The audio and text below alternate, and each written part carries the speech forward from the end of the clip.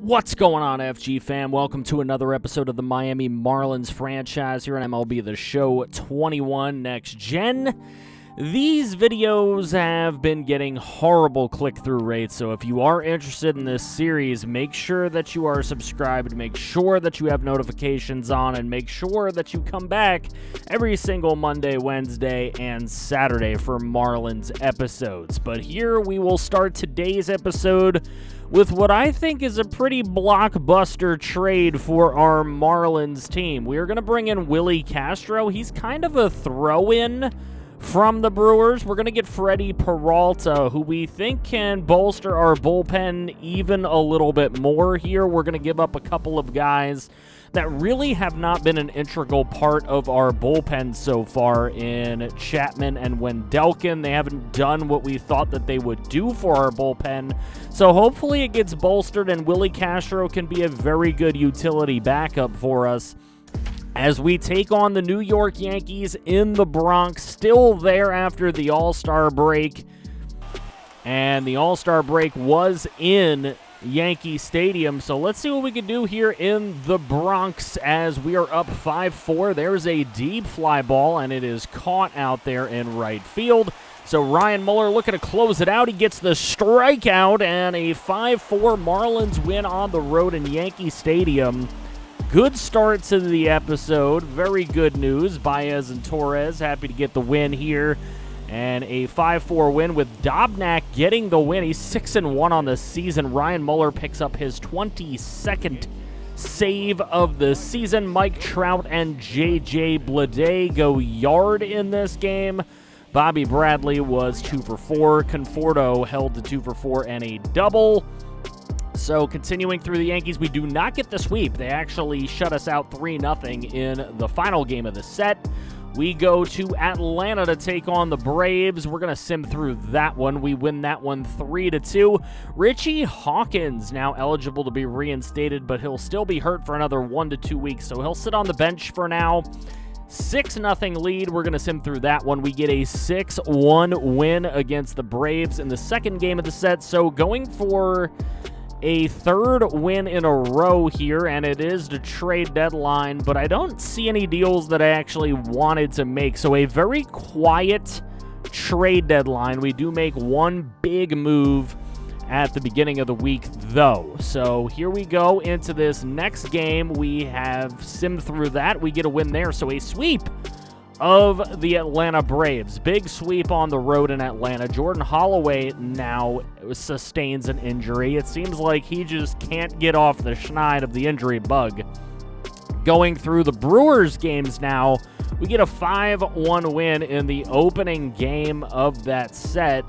Then a 5-2 lead here. We're not going to stop now. Go ahead, sim us through that. So we're winning the first two games combined 10-3. And then a tough one here.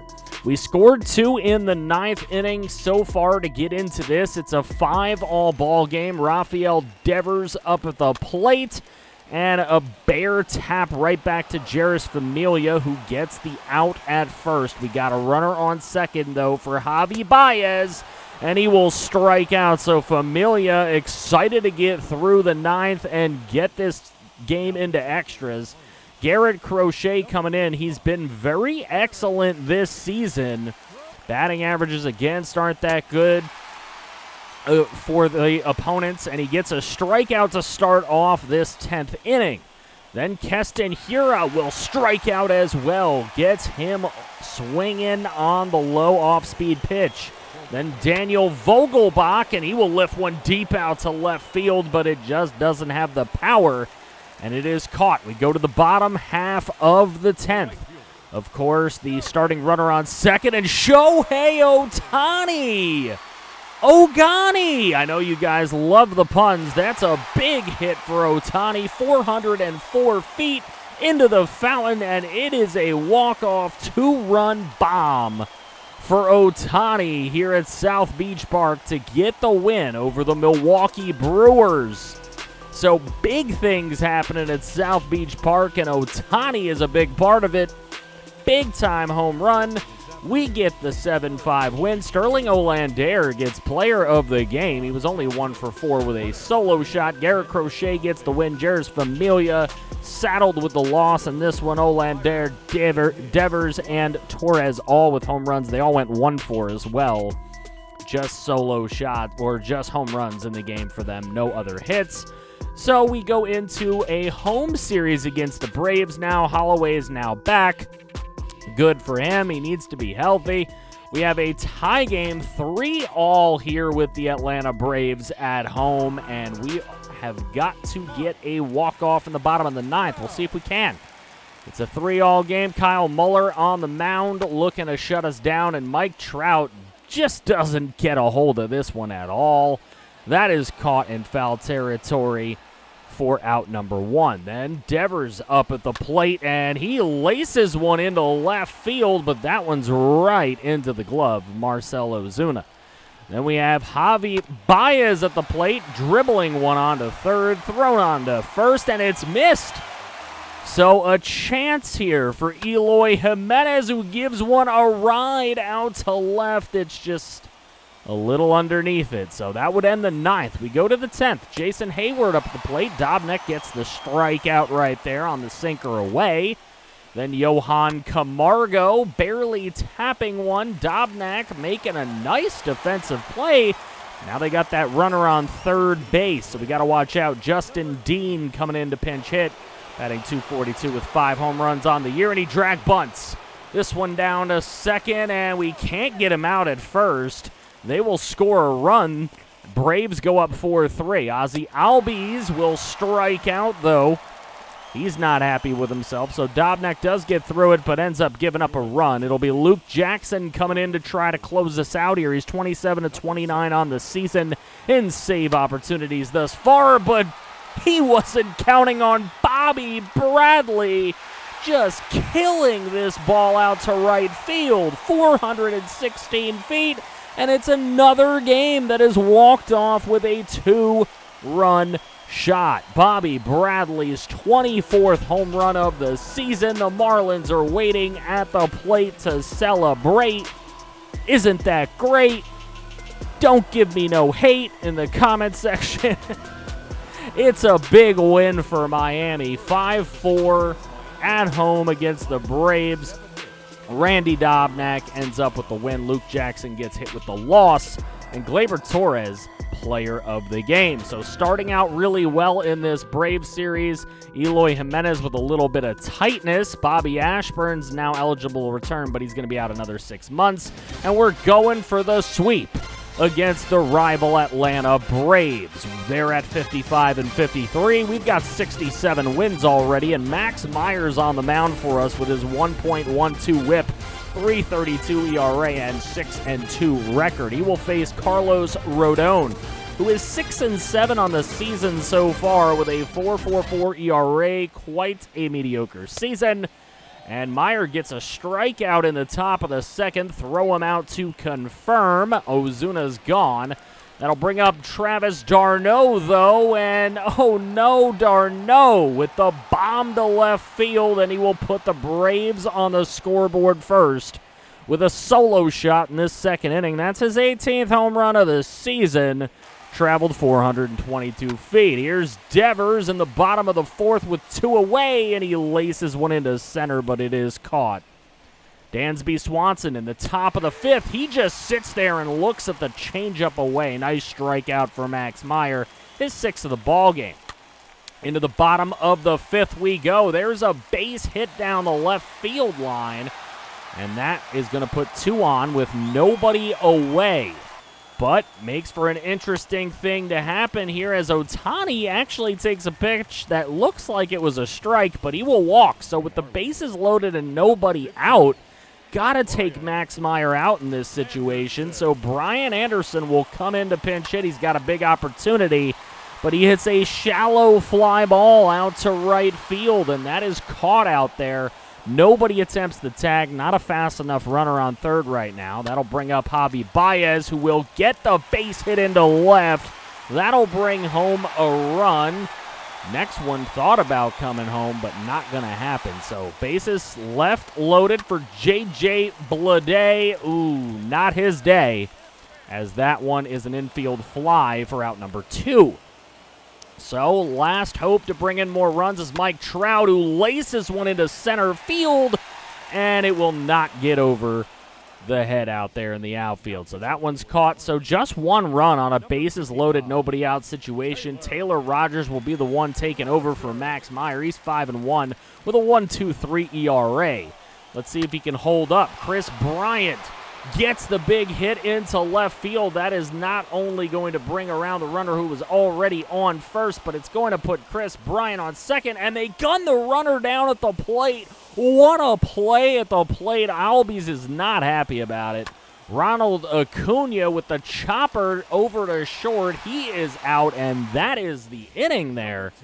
Great defense from Miami. Willy Castro gets an opportunity to show himself since joining the team in a pinch-hitting situation with the bases loaded, and he does nothing. So Gleyber Torres in the 7th will strike out as well, and Atlanta's pitching is keeping them going in this one. A 1-all game. Kyle Muller coming into the game. He has some really bad averages against. Like, you do not want this guy on the mound, it looks like, for Atlanta. But he gets Devers on the infield pop-up here in the bottom of the 8th on a 3-1 count. That's the first one down in the 8th. Then Tyler Stevenson comes up on a 1-2 count. He hits this one out to center, and that bloops in for a base hit. So maybe an opportunity to take a lead for the first time today for Miami. Bobby Bradley goes down swinging. Inside 95-mile-an-hour fastball gets him, and now Kyle Muller is hurt. So a guy we thought we could score some runs off turns into Daniel Norris, who has been pitching considerably better, though maybe just a little more mediocre. There's Bobby Bradley striking out on the away pitch, and Norris getting off to a decent start. He'll go up against Ohtani. That's an infield fly ball. Well, barely makes it out of the infield. It is caught either way by Ozzie Albies, and the 8th inning is over. We go to the 9th. Freddie Peralta pitching for us, and this one is a fly ball out to right that will bring us the final ups. Can we get it done against Wyatt Mills, who is coming in? 5.63 ERA. Some of these bullpen guys for the Braves have just really looked awful, but they've gotten it done so far today. See if they can keep it up against Eloy Jimenez, who, remember, has a strained back, and he strikes out on a pitch he probably should never be swinging at. Javi Baez comes up to the plate, and he slaps one out to right field, but it is caught in foul territory. For the second out, J.J. Bleday trying to bloop one into left, but a really far run by the shortstop Dansby Swanson to make the play. And we're going to extra innings. Here's Jordan Hicks for us. 2-4 record with a 2.88 ERA. Batting averages against are 200 or less. We think we can trust him. And there's Dansby Swanson with a ripper out to left. That is Dansby Swanson. I know, that one was really bad. I apologize. Dansby Swanson hits his 14th home run of the year over 400 feet and gives the Braves the 3-1 lead with that extra inning runner that was on second. So with a walk there, in comes Austin Riley to pinch hit. He has not been good this season. 3-2 count. He gets the base hit past third, and that puts 2 on with nobody away and already a 3-1 lead for the Braves. Garrett Crochet coming in now. It is clear that Hicks does not have it. So we'll see if Garrett Crochet can get us out of this jam, and maybe we can get a walk-off in the bottom of the 10th. There's a ground ball thrown to second, trying to get back to first for the double play. It is not good. We got runners on the corners here for Chris Bryant. Hits a grounder up the middle, and that one will be a double play to get the Marlins out of the inning. Luke Jackson going to come in, try to get this save. 27-30 on his save opportunities, looking kind of similar to Jordan Hicks. Can we hit a home run off of him like they did to Jordan Hicks? Not in this situation. There is a out to left field. That one lined right on into the glove. Here's Gleyber Torres. He takes a walk on a slider inside. So we've got 2 on with 1 away. opportunity here for Devers, who could win the game with one swing of the bat if he can get it done. Up against Luke Jackson, and he swings at the sweeping curve. Just a bad swing for out number 2. That brings up Tyler Stevenson, who is also fooled on a sweeping curve. That one going away from him. And the Braves get the win in South Beach Park 3-1 to avoid the 4-game sweep. Eloy Jimenez somehow is saddled with a loss. I don't know what goes on in this game. San Diego Studios, come on, can we fix this? Everybody complains about Madden, but look at this. Travis d'Arnaud, 2 for 4 with the home run, and he gets player of the game for the Braves. Taking a look, d'Arnaud with his 18th, Swanson with his 14th. They're the ones with the RBIs as well. Rodon didn't quite pitch too bad. I mean, we expected him to be way worse than that. Meyer pitched really well, gave up 1 earned. Rodon gave up the 1 earned. Ash Laser is injured now. Sorry, Ash. You will be out for 1 to 2 months. So 60-day DL it is. Richie Hawkins is no longer injured and will now rejoin the lineup. And we are going into a series against the Mets. Here is a game tied 4-4. Bobby Bradley up at the plate, and the Marlins do get the win, 7-5. I didn't choose to jump into that particular moment. We continue to go on, getting that win against the Mets. Another critical situation, a 1-all ball game in the 9th inning with Ohtani on the mound. He's already pitched an inning where he struck out the side. So let's see what we can do here against Francisco Lindor, who's 0 for 3 on the day. And there's the strikeout, 99 miles an hour fastball for Ohtani, before Pete Alonso comes up and rips a single into right field. So they do have 1 on, 1 away. The Mets trying to walk this thing off. There is Gurriel Jr. There's a chopper down first baseline, and that's a double play ball, and it is completed.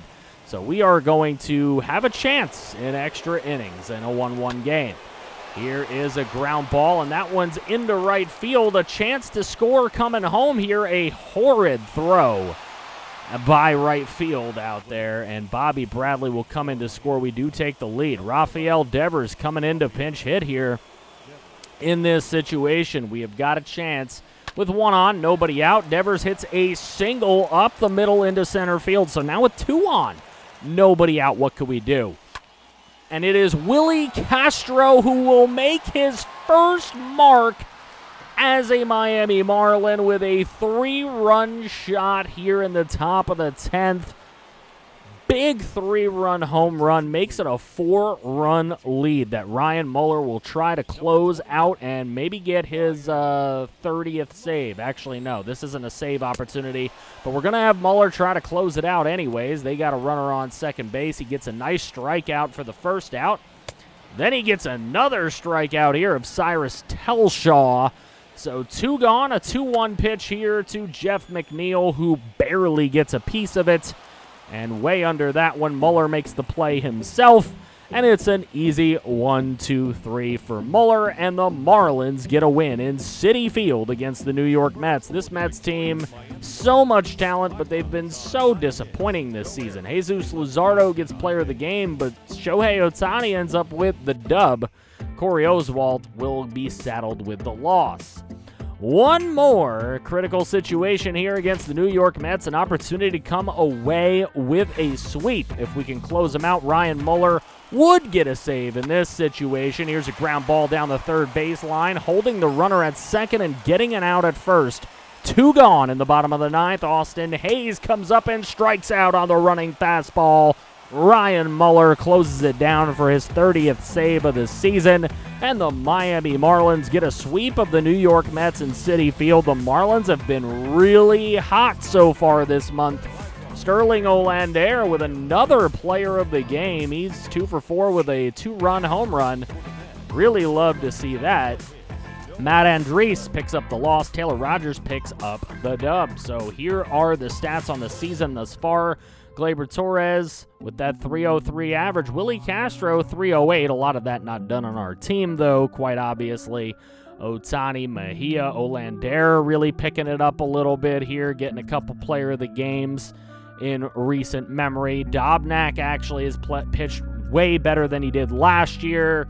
Taylor Rogers is nearly unstoppable as a bullpen guy right now. I'd like to see Jordan Hicks do a little bit better. We look at AAA now. Riley Green's batting .310 with 14 home runs. That's pretty incredible over there in AAA.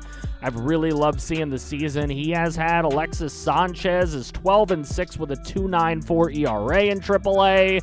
He'll likely get a September call-up. We'll see what happens. And then looking at Double-A, Jordan Cabrero with 7 home runs surprises me a little bit. Timmy Klink's season's been really good. 11 homers, 274 average in only 48 games. He has been great.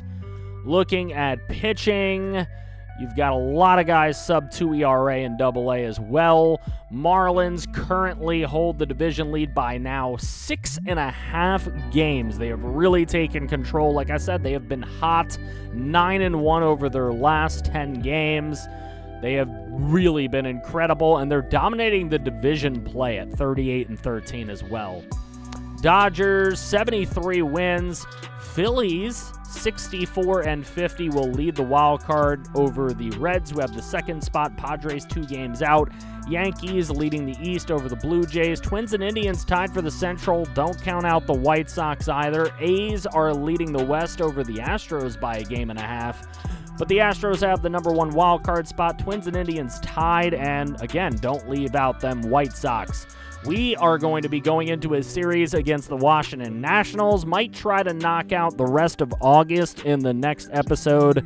Maybe when it comes to the episode after that, maybe take a little bit more of a look at the minors, because those minor league teams are really going to have a chance here down the stretch, and I want to be there for all of it. Hopefully you guys will be too. Again, like I mentioned, this series is really doing horrible on click-through rate. We are only getting like 50 views an episode on the days they release now. They're getting buried by Madden. So if you are into this series, please make sure you're watching the whole video. Make sure you're dropping a like on every video. Subscribe if you're new to the channel for the love of franchise content. Check out the links in the description to the Discord and Twitch. Come hang out with us. Outside of YouTube, we're always having a great time everywhere, man. This is a family, the FG fam. If you guys want to see some more franchise, make sure you click right here to see some more franchise. I feel you back somehow.